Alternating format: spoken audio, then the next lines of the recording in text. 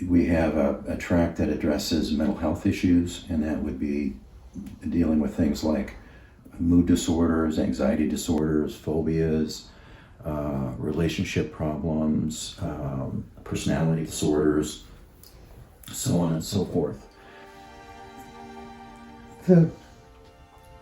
Oftentimes clients are referred to us after they've had a suicide attempt or some other out of control behavior. And typically they're sent to a hospital and they're there for 3 or 4 days. And to me that's a huge tragedy, because that's at the time they're most susceptible to influence, and the insurance company's only going to pay for 3 or 4 days, and then they get released and it's very dangerous. And where do you go after that? There just hasn't been a place in mental health for that. And so a partial hospitalization is the treatment of choice, because here you can get, really intensive treatment 6 hours a day and still stay in your home environment, which is really optimal because that's where all the stressors are coming from. And so the client usually comes in and you say, why do you want to die? And they say, because I'm in pain and I want to escape from the pain. So you say, well, what is this pain that you want to escape from? And they usually will say something like, I don't know who I am. I don't know what I want to do. I feel like all I do is try to please other people, and I disappoint them and fail at what it is I'm supposed to do. And I'm lost, and I don't know how to get back on track. And it's almost like their whole life has to be re-engineered. And so, usually the mental health profession wants to give them medicine. Well, you're depressed, let's give you an antidepressant and call that treatment. Well, that does help, but the idea of medicine is it makes psychotherapy effective. Without the medicine, we couldn't do the work because it stabilizes the depression, the anxiety. But now we have to begin to re-engineer their lives and help them be able to change everything. One of my clients said, I came in here to get under control of my depression, and I realized everything in my life has to change. And I think that's exactly right.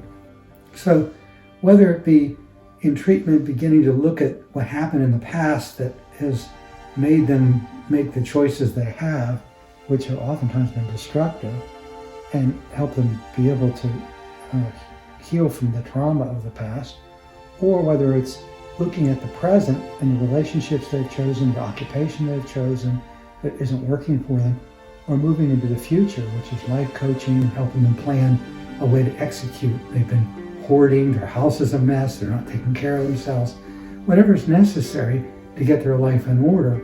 But recovery is a process, and you start that process and you begin to map out what needs to change in their lives in order for them to have a reasonable existence. And if you don't have a comprehensive model that looks at all these aspects, you're not doing holistic treatment. And that's really what it's all about. So, Marshall Linehan, who's one of the leaders in the field, said, we don't want to just keep people alive. We want to help them have a life worth living. And I think that's exactly right. That the idea of recovery is to create a life worth living so they wake up every day and their capacity to be happy is there. But, the answer is not just dumping medicine, but really beginning to have them look at where they've been, where they are, and where they're going.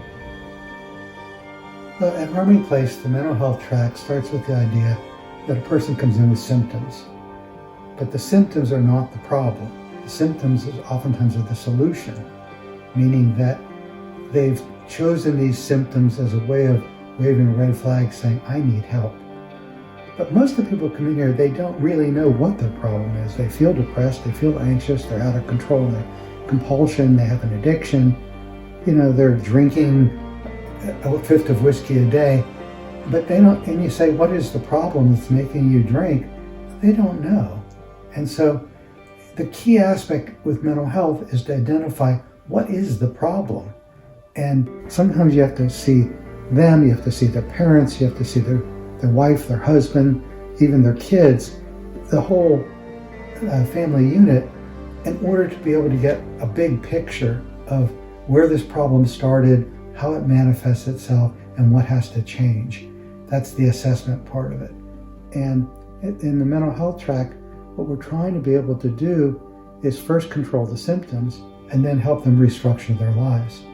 We're remarkably successful. I mean, you would not believe the people who come in and the level of distress that they're in.